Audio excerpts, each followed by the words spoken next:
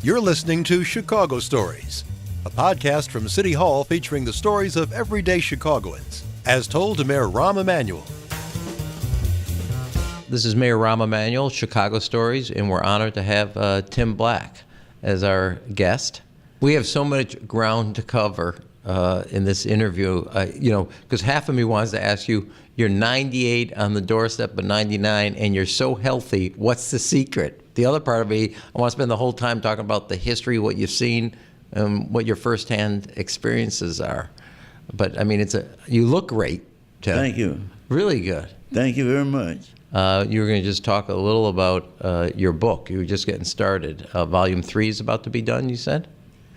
Volume 3 will be coming to be published by Northwestern University Press about growing up these years in Chicago, and which I have labeled Sacred Ground. It has nothing to do with religion as such, but it has a great deal of stories about growing up for these 98 plus, almost 99 years in Chicago, and my feelings and experiences in those many years. Well, this is it is sacred ground. The city is special. That's right. Why'd you name it that, the sacred ground? Because for me, it has been the opportunity and the inspiration to move from what my parents were trapped in, the South of those days, slavery, though they were not slaves, they were indentured servants. Sharecroppers? Sharecroppers. And so their movement from the South, they fled the South. What state did they flee? Alabama.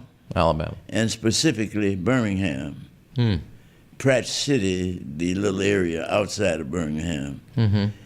And they were not like many people of that first Great Migration. They came to Chicago at the encouragement of manufacturers and industrialists that wanted, because World War I had begun, they wanted labor from the South that was urban and also semi-skilled. So they sent agents recruiting. And the Chicago Defender was sending agents, come north, young man, come north, and describing. And the promise of Chicago. Yeah. My father and mother, my mother more than my father, had relatives and friends already here who were encouraging them to come. So in that period, from 1914 to almost the end of World War II, the migration of the first Great Migration fled the South for 3 basic reasons. One, to be able to defend themselves against the violence against Negroes in the South, the Ku Klux Klan, which has a history that needs telling. Then, to be able to vote. And in that period, roughly between the 1914 and 1949, right. In that period, mostly they voted Republican because they had fled the South to be able to vote. And at that time, the South was primarily a Democrat and the North was a Republican. So they fled to be able to vote, so they voted mostly Republican. And to get better education, that was very, very important for their children. In the South, they could hardly go beyond 7th or 8th grade. And hardly, but there were occasions of the privileged blacks to go to further and then even go to college. But in that period, ordinary blacks like my family, their children could hardly go beyond. So to get a quality education, now most of those in the first Great Migration, though they had not been in school very long, they could read and write. And I found that they had lived in urban areas. My father, he's simply an example, worked in the coal mines right outside of Birmingham, close to Birmingham, and then the steel mill. He worked for Bessemer Steel.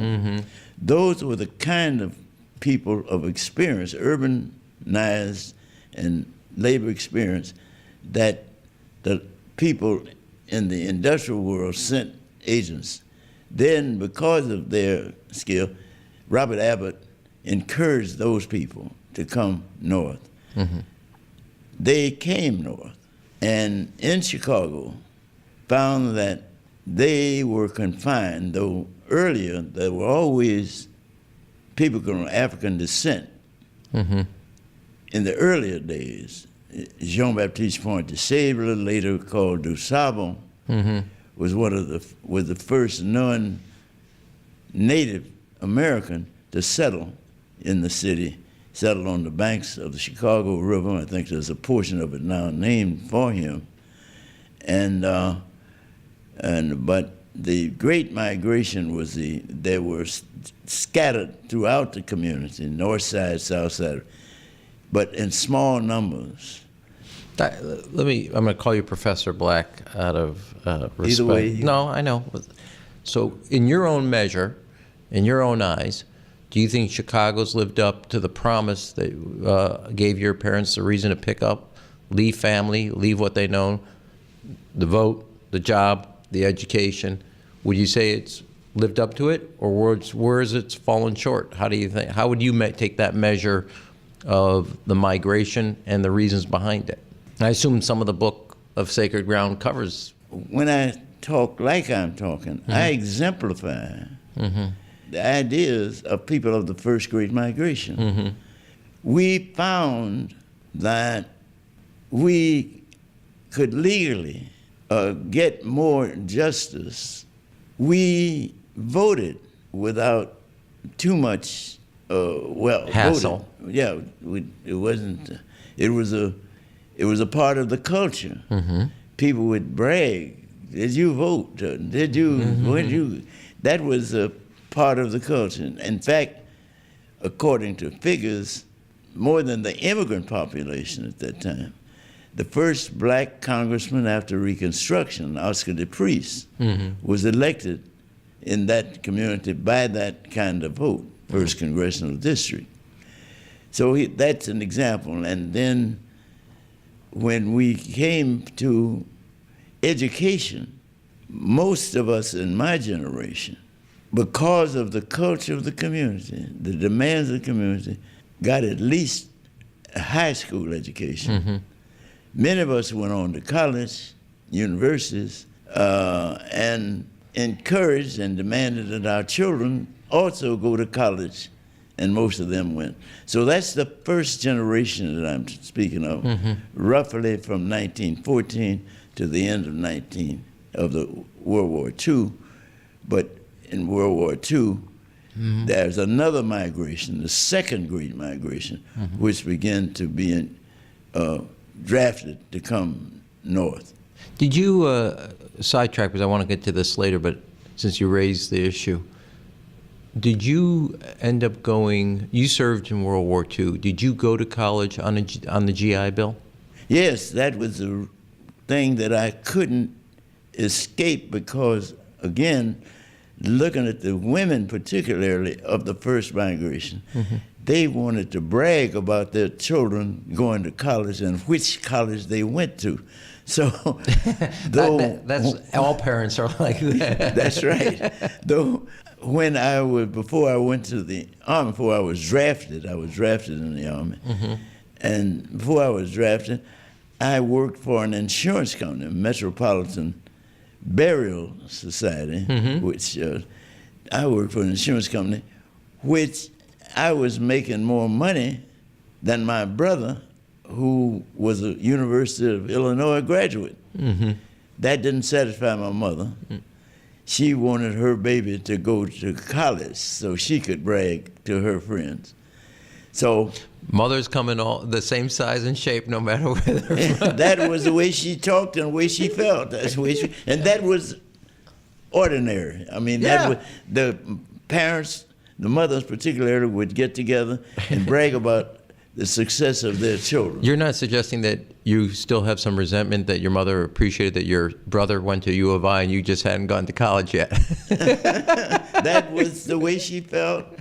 And my father backed up my mother by saying simply, do what your mother said, boy. It's a smart husband. So I had no, Yeah. I began to realize that I wanted to get that education, and it would help.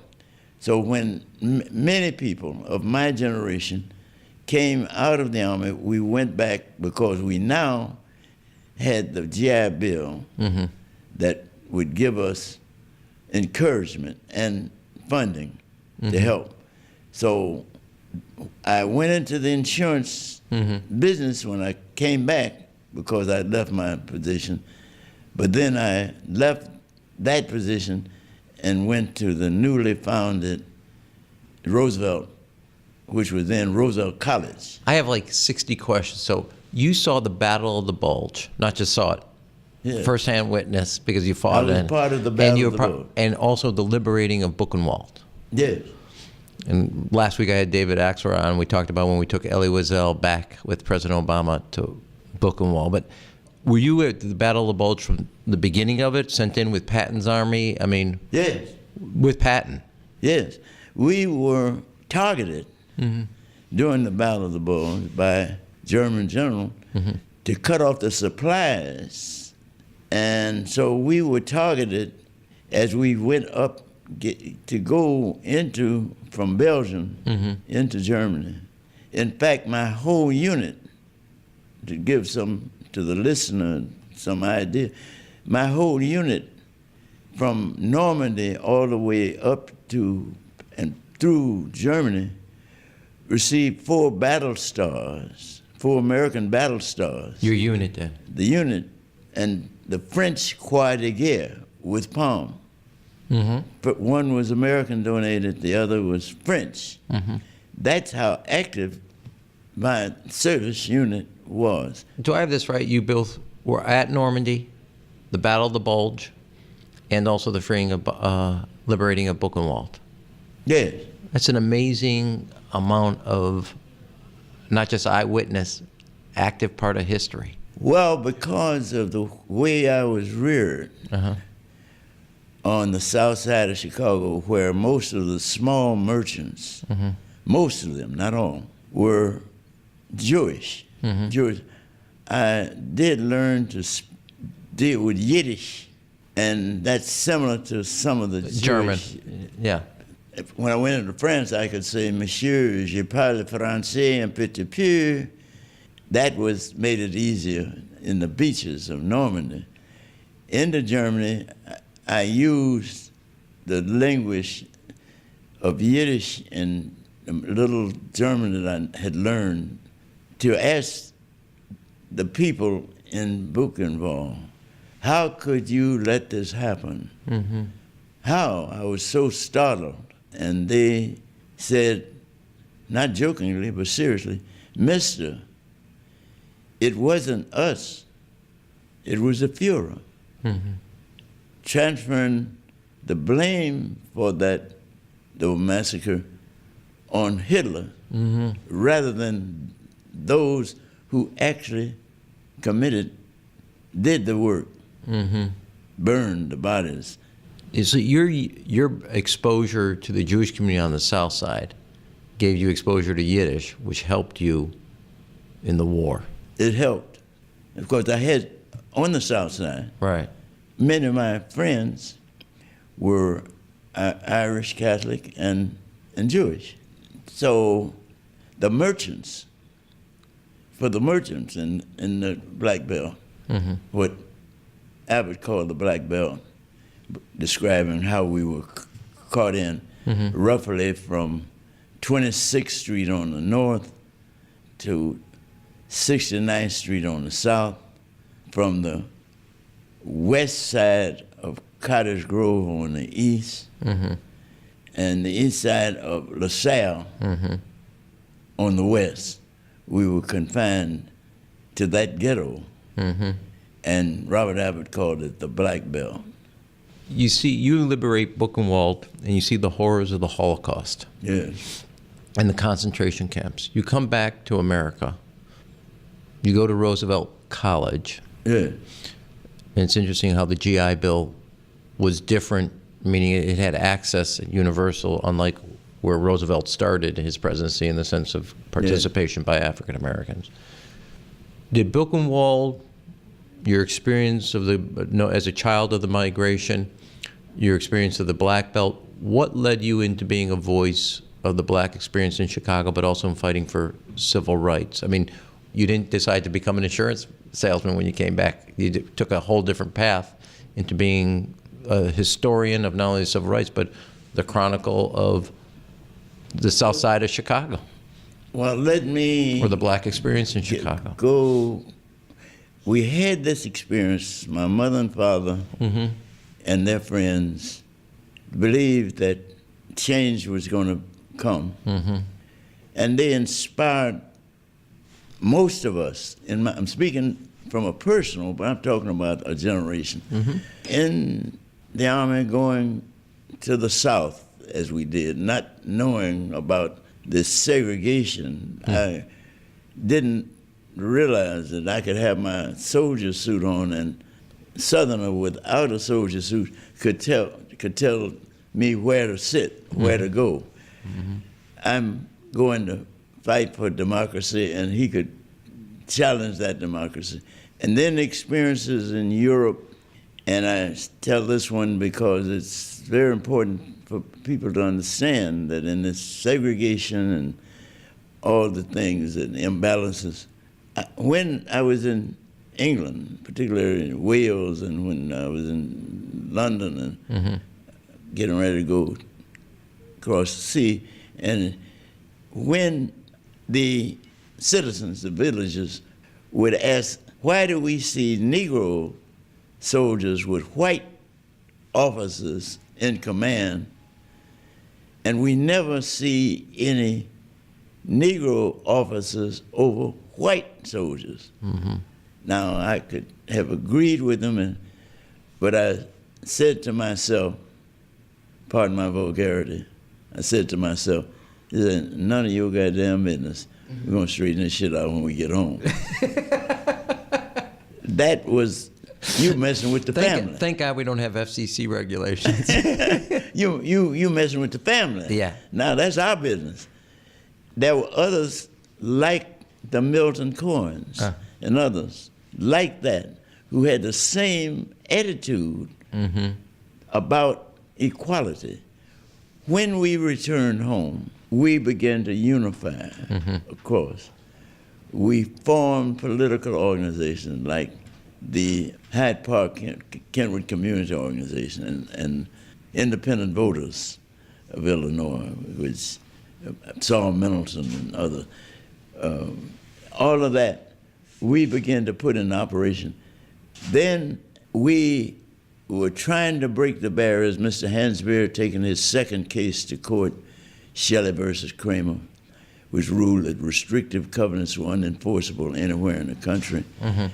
And then we hear about this young man in Montgomery and young woman singing, I'm tired of segregation, I'm tired. Martin Luther King. We, from the South, had relationships in the South.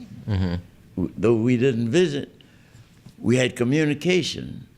And so we began to participate in the marches with our organization. Now, CORE, Congress of Racial Equality. I know. My mother ran CORE in Chicago.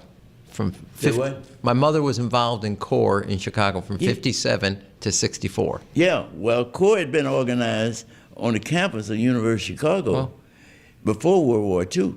And then it was reinvigorated during World War II. So you had those young people's organizations, younger, inspired by the older folks. And so we boycotted that one right into Chicago, the bus that had done the segregation. And so it was easy then. You mean the bus company? You boycotted the bus company? Boycotted, yes, boycotted. The headquarters in New York, but we boycotted the Chicago branch, as had been done in Montgomery, which started the glamorization of the civil rights movement. Can I ask you a question? Did your parents have any trepidation of they left Alabama to get to a better life? You come to Chicago, you come back from World War II, you're going to college, and you're going to go back to Alabama? Did your parents, and I know I've read about it, you heard of Dr. King, you actually heard him on the radio, and then you said, I'm going to listen to him firsthand. Did your parents at all try to talk you out of that, about the idea of going back to Alabama after everything they wanted to leave behind? They encouraged me to go. They encouraged you to go. They encouraged me to go. To use your position. That's right. My father was proud of the fact that his son, one son, was a lawyer already and was going to be involved in the legal. Mm-hmm. The other son was going to be involved. So he was proud of that. And then when we eventually, the March on Washington, mm-hmm. because there was a continuation, I was proud to be able to take my children, my son and my late son and my daughter, mm-hmm. and they were, I'm trying to think of who carried my son on his back. One of my white Jewish friends mm-hmm. carried my, and we were part of We Shall Overcome mm-hmm. in Washington, D.C. And again, we returned home to our homes and cities to carry that message mm-hmm. to the people. So we were never reluctant or discouraged from participating in the various civil rights and civil liberties activities. Professor Black, do you see Chicago, you call it sacred ground? There's a covenant in some ways. As you said, you don't call it from a religious standpoint, but what Chicago offered you, and I assume your parents thought that that was not possible for you and your brother in Alabama, only possible if they came north. What has it lived up to? What has it fallen short? What is its work ahead of itself? Especially given that this Friday we're going to celebrate the MLK Day with our breakfast, but also to remember the promise and renew our commitment.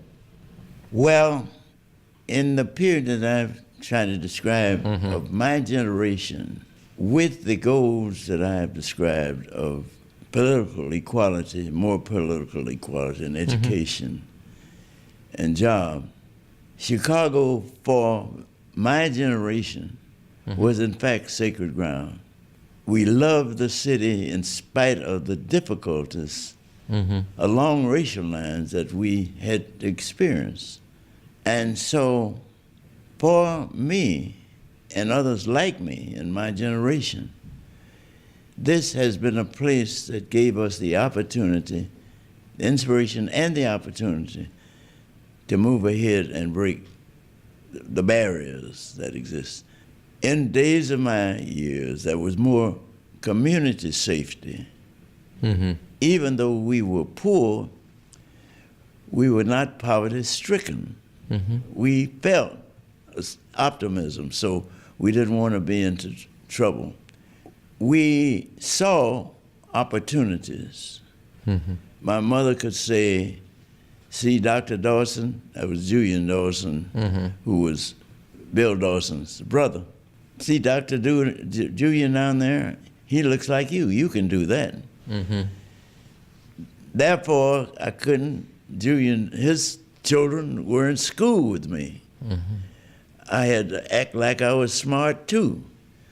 And the teachers had to treat us like we were smart, mm-hmm. so we could not act like we were dumb.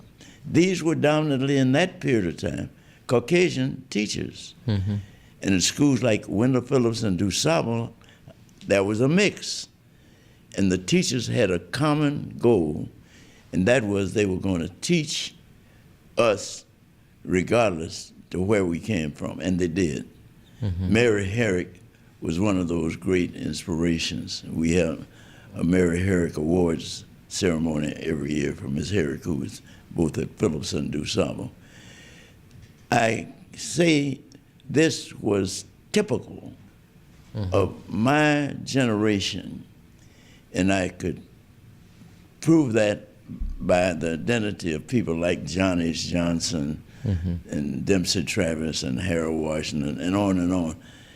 And so Chicago, for me, particularly the south side of my development, was sacred ground because though I'm not wealthy, I paid all my bills, I can eat, and it has been the opportunity for my, unfortunately, my late son passed, but he went to Stanford University, he went to Phillips Andover, where he was the second black president of his class at Phillips Andover. My daughter went to one of the, and that was typical of that generation.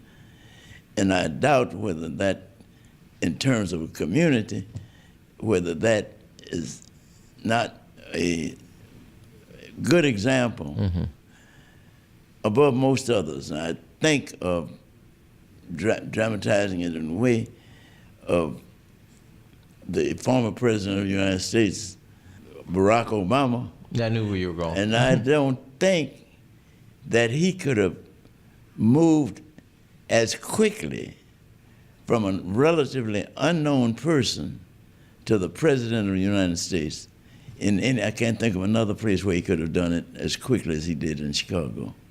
That's like an untapped topic. It's, given our history as a city, given the discrimination or segregation, I would say, also, that when you look at how many elected officials statewide, we have more African American statewide than any other state, and more than any other state electing 2 African Americans in the Senate. And a lot of it has to do with the history of Chicago and what it builds and the character and what it nurtures. Yeah. The other piece of it that I think is interesting in the sense of what you said is, and I think there's a whole nother topic, which is there was an optimism, which is why you knew that education was important, because you knew what it could provide. And I think part of our challenge today is getting back that strength, that sense of tomorrow. Absolutely. Because if you don't have something tomorrow to think about, you're going to do something really stupid. I see the future. That's right. As president, as man who became president of the United States said at the beginning of World War II, when we were losing the battle in North Africa, the impossible, we do that immediately. The miraculous sometimes takes a little longer. Well, for me and people of my generation, Chicago exemplifies, even with the negatives that are being said today, historically, we exemplify having done the impossible and the miraculous. And with the help, regardless of the obstacles that may, with the help of friends and neighbors who were Asian, Caucasian, and others, because we inherited the dream that all human beings are created equal, endowed by the Creator with certain inalienable rights. We have a determination, we have and had a determination that that promise, that statement would be made actual. A reality. And we've seen examples of that. If there was one takeaway to young kids, one takeaway to the next generation, 3 generations removed from the Great Migration, what do you think that should be? I think that the proof should be carried forward to encourage younger people to use our museums. For one thing, the DuSable Museum, which is a very important point, created by Margaret Burroughs, and that's another story in itself of politics. And across race lines, as I take groups on tours, and I encourage them as they toured through the community, South Side, West Side, to talk with their older relatives, most of whom came from other places besides Chicago. Why did they leave those other places? What is Chicago? And to get the inspirational idea from that history that, as Dr. King, as we sang in Washington, D.C. in 1963, we shall overcome, we can overcome. And Chicago has enough examples that can prove that point. I want to thank you for being here. I go to a quick round, which I'm going to slow up the pace here, but just ask you 5 quick questions. Are you a Cubs fan or a Sox fan? I grew up as a Sox fan because it was Rube Foster who created the American Giants in the old Sox Park, and my father used to take us to the Sox Park when we couldn't go to the Cubs Park. Okay. Really. You would know this. Are you a 16-inch softball or a 12-inch softball? I preferred the 16-inch softball. Okay. Thick pizza or thin pizza? You like Chicago-style pizza or New York-style pizza? I like Chicago-style pizza. Okay. Are you preference the Chicago River or the Chicago Lake? Because I have swam and walked, and You like the lake? I like the lake. Okay. Do you have a preference architecturally for either the Sears Tower or the John Hancock? Because I think the Sears Tower gives me a broader view. That's my opinion. Because I've been to the Sears Tower more often. Okay. I have enjoyed that, and when I'm in the downtown area, I will sometimes just go up to the top of the Sears. Go to the top of so you can Sears. take in the whole panoramic of Chicago. Yes, that's the way I feel about it. It is such an honor to have you on the Chicago Stories. And I'd appreciate it very much if you would, in order to verify what I'm talking about, let them know that we have 2 volumes of Bridges of Memory, oral histories of people who grew up, and that this old man is preparing and to finish a book. Can I ask you a question? Because one of the things that's coming, and even podcasts kind of take this, which is the oral history. What made you decide to do it based on just pure, straight-out interviews rather than a different type of narrative? What made you decide to do it this way? Studs Terkel, that you may have heard of, Yes. was a popularizer. And Studs and I were friends. I find that hard to believe. All the while. And Studs took the idea that let the person tell their story, whether you agree with it, whether you can check, because they were there when the period that they're talking about, you were not there. So you can challenge what they say, but they were there. So in those interviews that I did, I let the individuals tell the story their way. Now, there are much more that were on the tapes than are in this book, and those are now, the tapes are primarily at the Vivian Harsh collection and Carter G. Woodson Library, and available. And we have young people, particularly young Asians and people from other countries, coming to Listen to them and listen to the tapes. Yeah. Thank you so much for being here. Oh, I hope it's been worth your time. Oh, Mr. beyond Man. worth my time. You can definitely give me something I can talk to my kids about at dinner, because they'll start with, "What'd you do today, Dad?" So thank you so much for these books. Okay, yeah, I hope you get a chance to read them. Of course. Have someone to read them, because there are politicians in Volume 1, particularly in Volume 2, I may skip that part. that you know, that you... So, Chicago Stories with Professor Black. Thank you. Thank you again. You're listening to Chicago Stories with Mayor Rahm Emanuel. You can subscribe and leave a review on Apple Podcasts and tweet your guest ideas using hashtag ShyStories. Thanks for listening.